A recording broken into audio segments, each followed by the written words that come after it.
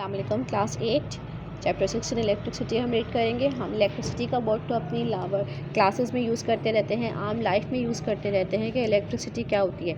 Mostly हमारे घर में जो लाइट आती है हम उसे इलेक्ट्रिसिटी कह रहे होते हैं, लेकिन क्या होता है बेसिकली इलेक्ट्रिसिटी होती है मूविंग चार्ज, यानी कि जो चार्ज होते हैं, जो हमारे पास चार्ज पार्टिकल्स जो मूव कर रहे होते हैं वो कहलाता है electricity. The flow of current is called electricity, the moving of charge is called the electricity. अब कोई भी मैटर इलेक्ट्रिकल नेचर का कैसे हो सकता है, इसको हम रीड करेंगे। Electrical you have already studied an atom, हमने पढ़ा था कि एक एटम होता है, उसके मखसूस पार्ट्स होते हैं। जो उसका सेंटर का पार्ट होता है, जैसे कि अगर हमने एटम की ये पढ़ा था कि एटम का जो सेंटर का पार्ट होता है वो न्यूक्लियस कहलाता है और उसके साइड में ऑर्बिट्स होते हैं, यहाँ पे इलेक्ट्रॉन्स होते हैं।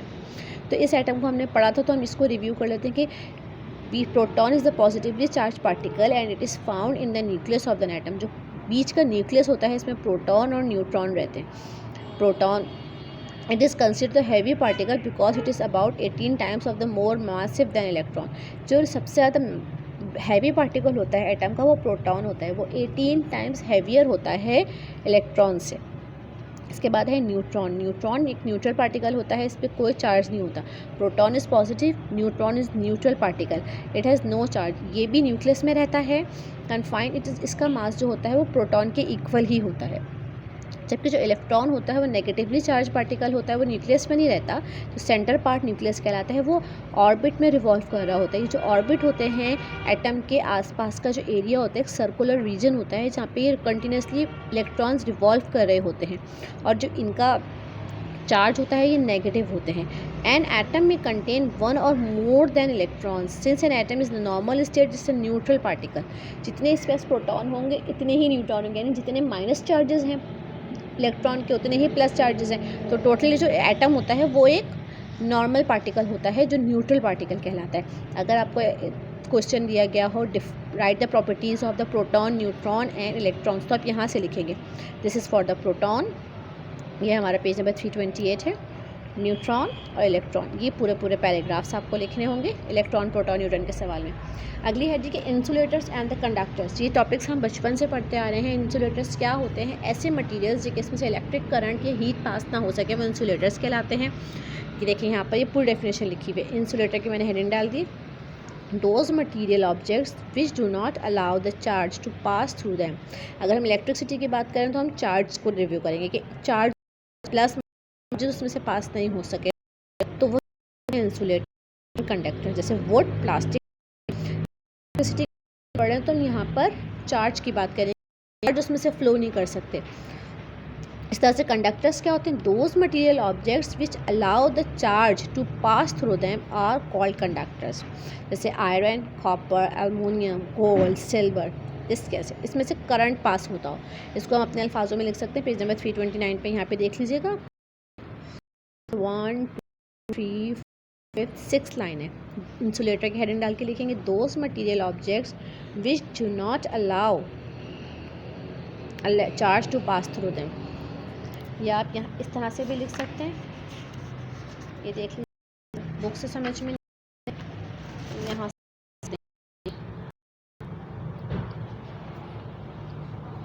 इंसुलेटर्स की definition those material object which do not allow free electrons to pass insulators. ये एग्जांपल है।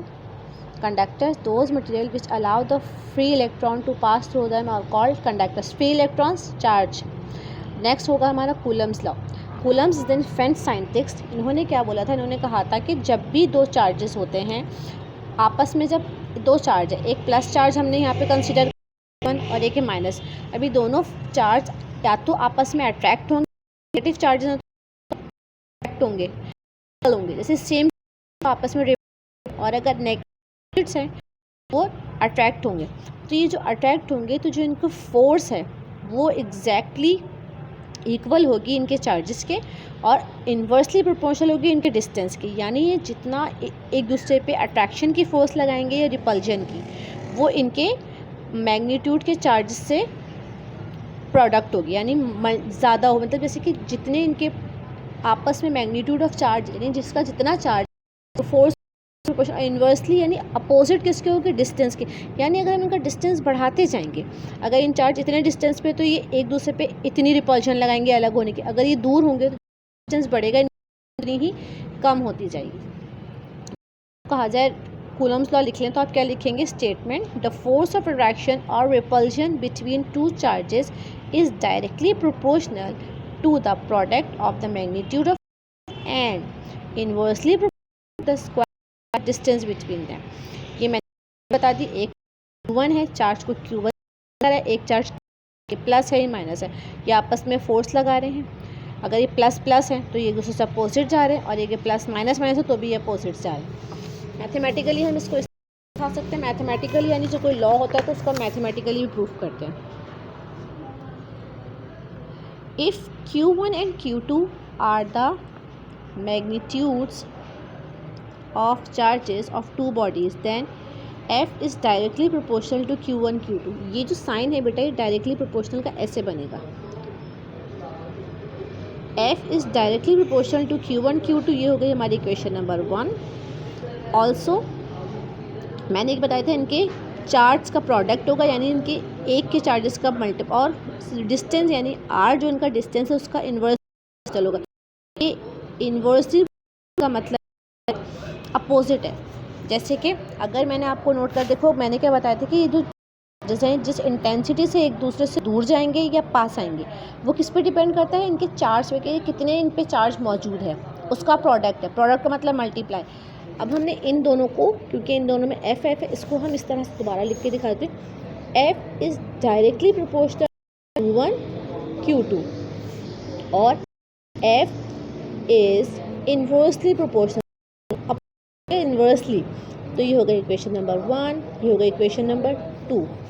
इसकी जगह पे आप इन दो स्टेप्स की जगह पे ये लिख दें।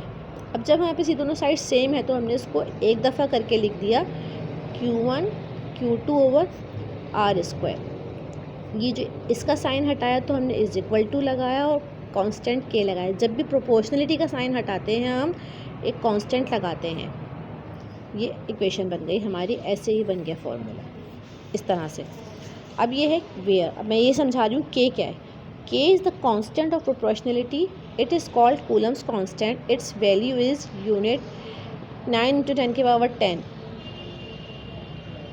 यहाँ तक लिखना है आपको, बस यहाँ तक लिखना है, ठीक है। जब आपसे कहा जाए कूलम्स लॉ तो आप क्या लिखेंगे, स्टेटमेंट लिखेंगे। स्टेटमेंट लिखेंगे, दो डायग्राम्स बनाएंगे, यहाँ प्लस माइनस चार्ज है, यहाँ प्लस प्लस है, दोनों फोर्सेस दिखाएंगे। फिर लिखेंगे if Q1 and Q2 are the magnitude of the charges of the two bodies, then ये लिखेंगे पूरा। फिर where is case the constant of proportionality is called the Coulomb's constant, इस SI यूनिट में इसकी वैल्यू है। अब हमें लिखना है कूलम क्या है। बेसिकली एक तो साइंसदान थे जिन्होंने चार्ज के बारे में डिस्कशन की थी, तो जो चार्ज का यूनिट था वो उन्हीं के नाम पे रख दिया गया। जो चार्ज का यूनिट होता है वो कूलम होता है। The unit of charge is defined as unit of charge. Coulomb क्या है, बेसिकली यूनिट ऑफ चार्ज है कि कितना चार्ज उस कूलम में नापते हैं हम। If two identical charge are separated by 1 metre distance, अगर इनका डिस्टेंस 1 मीटर होगा तो ये जो फोर्स ऑफ रिपल्शन या फोर्स ऑफ अट्रैक्शन देखेंगे वो होगी 8.99। ये है कूलम की डेफिनेशन। कूलम की डेफिनेशन आपके पास बुक में भी होगी, पेज नंबर, यहाँ पर पेज नंबर 331 पे देख लीजिएगा।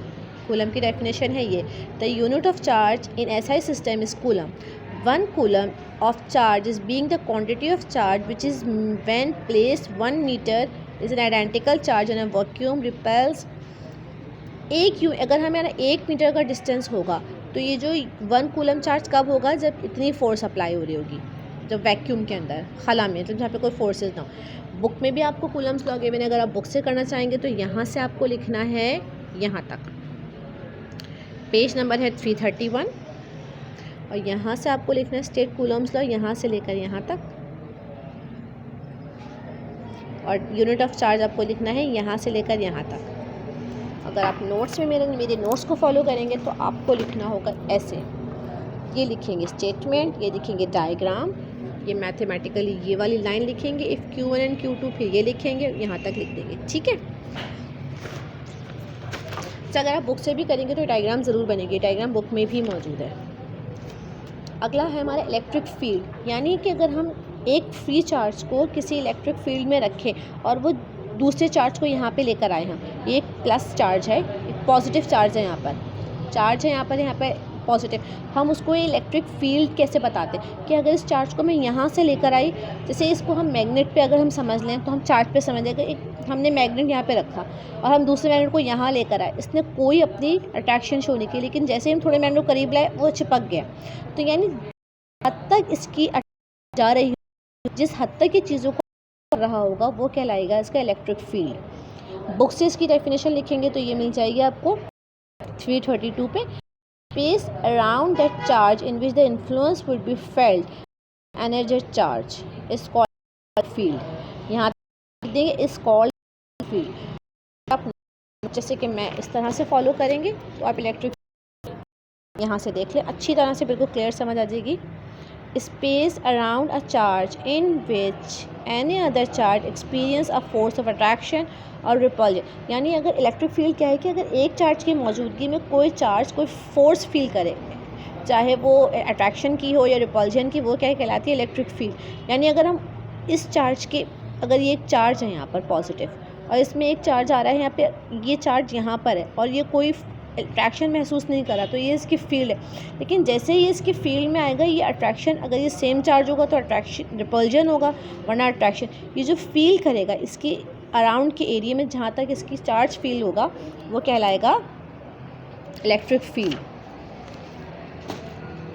इलेक्ट्रिक फील्ड के बाद जो मैं टॉपिक समझाऊंगी बहुत इंपॉर्टेंटली आपका टॉपिक होगा, वो होगा आपका ओम्स लॉ, लॉज। अब हम पढ़ेंगे इसके लॉज। सबसे पहले लॉज जब पढ़ने से क्या होगा कि हमें आगे की चीज़ों में ज़रा आसानी से समझ में आ जाएगी। ओम्स लॉ किसने पेश किया था? एक साइंटिस्ट थे, फिजिसिस्ट थे, जॉर्ज साइमन ओम। उन्होंने ये बताया था कि the current passes through conductor is directly proportional. अगर आपको लिखना होगा तो आप यहाँ लिखेंगे, ओम्स लॉ के बारे में लिखेंगे। Physicist Simon Ohm discovered that current passing through the conductor is directly proportional to the potential difference applied across the ends provided। यानी जो हम करंट प्रोवाइड कर रहे हैं, करंट होता है I, वो किसके डायरेक्टली प्रोपोर्शनल होता है? V के। V इज़ द वोल्टेज और पोटेंशियल डिफरेंस। V क्या होता है हमारे पास? वोल्टेज। जो करंट हमारे पास आ रहा है वो डायरेक्टली प्रोपोर्शनल है वोल्टेज के। अगर वोल्टेज बढ़ेगा तो करंट बढ़ेगा, वोल्टेज कम होगा तो करंट कम होगा। वोल्टेज का हमारे पास नाम होता है पोटेंशियल डिफरेंस। इसका फिजिक्स का नेम क्या है? Potential difference.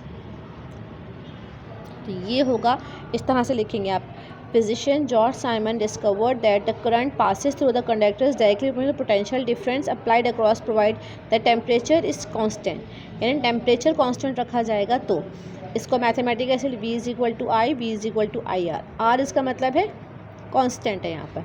इसका है resistance of the conductor. It should be noted that physical property of the conductor. अब आर यानी कौन सा मटेरियल कितनी रेजिस्टेंस शो कर रहा है करंट को फ्लो करने में। बेसिकली रेजिस्टेंस होती क्या है कि एक तार है, उसमें से करंट पास हो रहा है स्मूथली, लेकिन अगर वो तार टूट गया और आपने उसको बीच में से नॉट कर दिया या मोड़ दिया, ज़बरदस्ती जोड़ा, तो वो उसमें से रुकावट आ गई। यानी current is resistance is the रुकावट, resistance is the hurdle in the flow of the current. Resistance की डेफिनेशन के हर्डल, यानी करंट को फ्लो करते हुए अगर किसी किस्म की हर्डल आ जाए तो वो कहलाती है रेजिस्टेंस।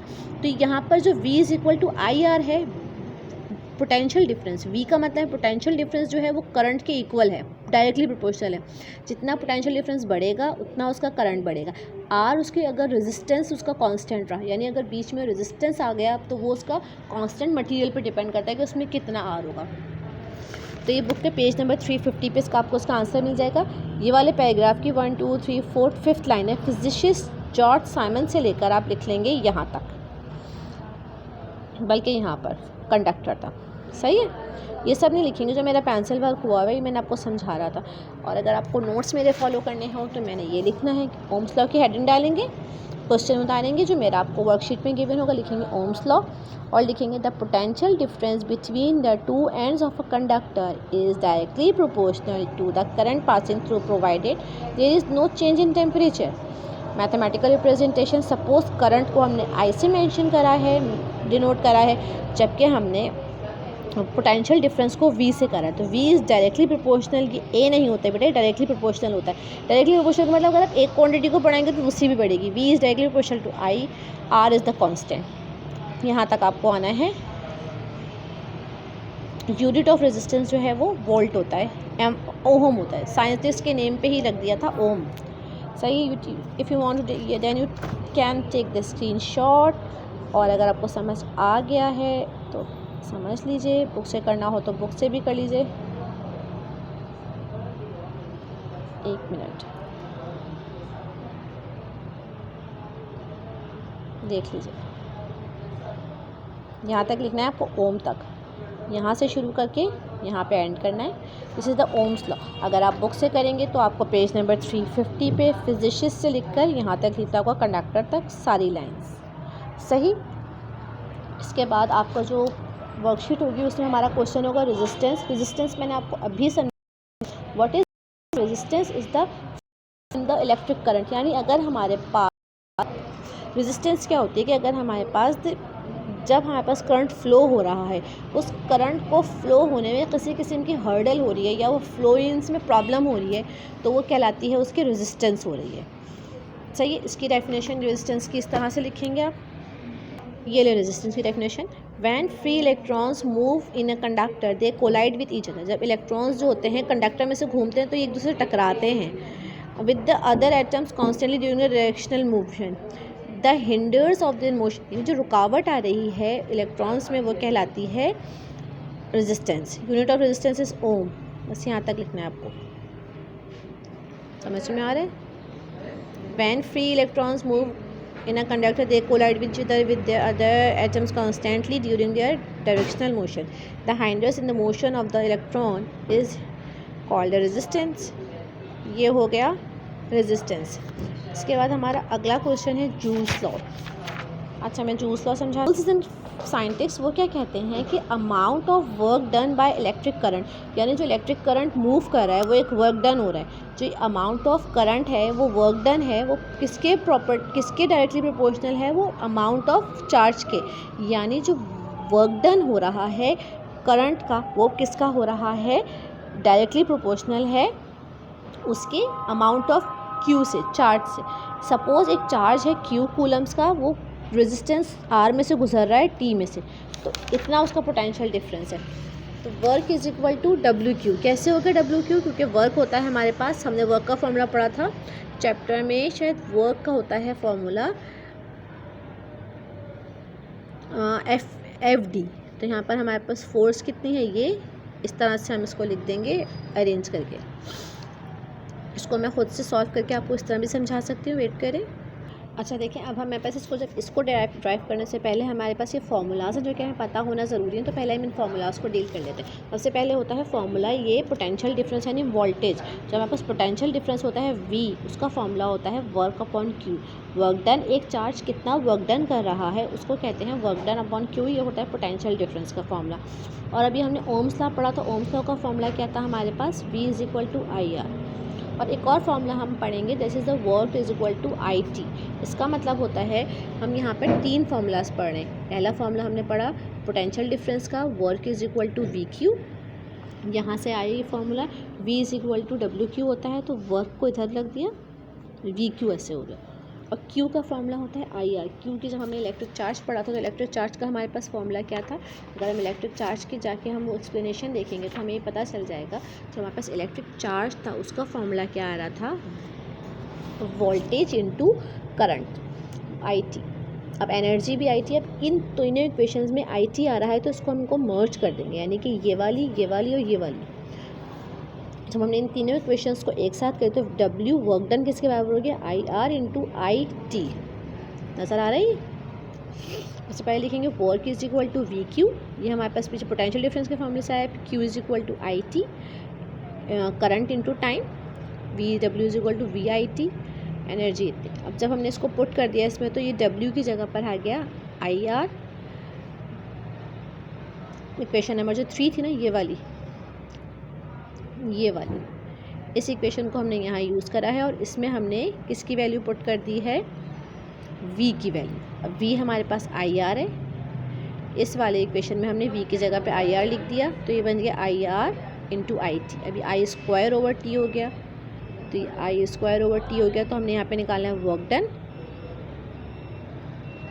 तो वर्क डन को हमने ऐसे करके v अपॉन आर किसके बराबर होता है, v अपॉन आर होता है आई के बराबर, तो V square over R into T. सही, जब हम क्लास में आएंगे तो हम इस डेरिवेशन को दोबारा सही से करेंगे ताकि हमें किसी किस्म की कोई प्रॉब्लम ना हो, ताकि हमें कुछ चीज़ क्लियर होने में प्रॉब्लम ना हो। अभी आप ऐसे ही कॉपी करेंगे। अच्छा, नेक्स्ट टॉपिक जो मुझे आपको मैंने उसमें दिया हुआ है ना, वो है कैपेसिटर। वर्कशीट में कैपेसिटर क्या होता है, capacitor is a device that is use for storing electric charge and energy. जो हमारे घरों में कैपेसिटर यूज़ हो रहा होता है, बेसिकली कैपेसिटर एक ऐसी डिवाइस है जो कि हमारे पास स्टोर करता है चार्ज को और एनर्जी को।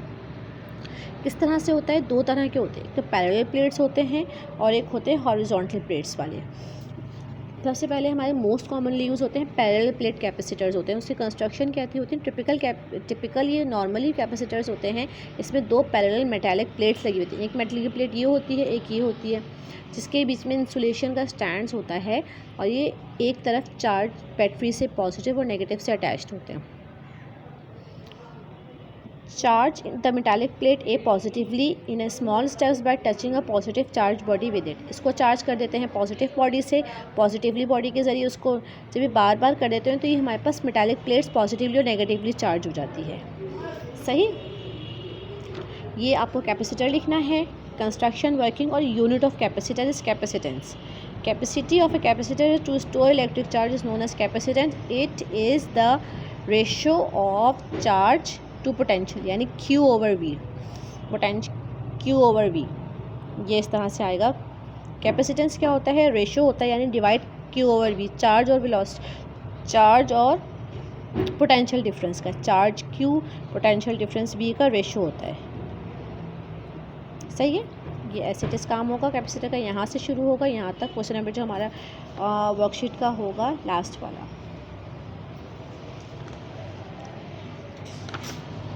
अच्छा, एक और टॉपिक जो मुझे कवर कराना है, इलेक्ट्रिक करंट। एक क्वेश्चन आपकी वर्कशीट में होगा, what is electric current. The rate of flow of electric charge under the influence of an applied electric field is called electric current. यानी कि इलेक्ट्रिक रेट का मतलब कितने टाइम में कितने हमारे पास चार्ज फ्लो कर रहे हैं करंट के लिए, वो कहलाता है इलेक्ट्रिक करंट। यानी जो मैंने आपको कहा था, करंट बेसिकली क्या होता है, इलेक्ट्रिसिटी क्या कहते हैं, करंट है जब flow of electricity, flow of charge particles. जैसे जब हम स्विच ऑन करते हैं तो एक चार्ज होते हैं, हम चार्जेस जो होते हैं हमारे वो मूव करना शुरू हो जाते हैं वायर्स में, वो इलेक्ट्रिक करंट कहलाता है। इलेक्ट्रिक करंट का फॉर्मूला होता है चार्ज अपॉन टाइम, कितने चार्जेस फ्लो कर रहे हैं कितने टाइम में, वो कहलाता है इलेक्ट्रिक करंट। ये copy work as it is होगा।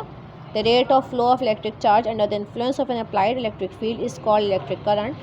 Q is the net charge passing through the cross section। इसका फॉर्मूला बनेगा चार्ज ओवर टाइम। ये हमारी वीडियो एंड हो गई इस चैप्टर की। बाकी इंशाल्लाह एक्सप्लेनेशन हम क्लास में भी दोबारा से करेंगे। जो जो प्रॉब्लम्स होगी, copy work should be completed. Thank you.